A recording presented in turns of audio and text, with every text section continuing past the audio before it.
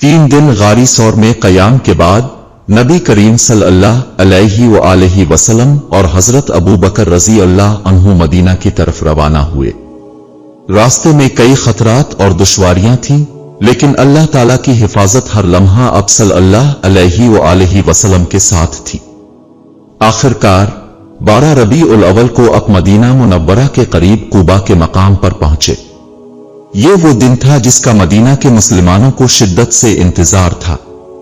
Medina के बच्चे और बड़े रोजाना बाहर निकलकर रास्ते में अब सल्लल्लाहु अलैहि वसल्लम का इंतजार किया करते थे।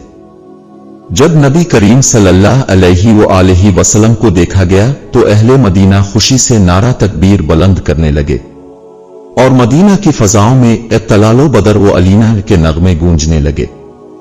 अपने कुबा में चंद दिन कयाम फरमाया और वहां पहली मस्जिद कुबा की बुनियाद रखी। ये कयाम न सिर्फ एक बरकत थी बल्कि इस्लामी तारीख का एक नया आगाज भी था।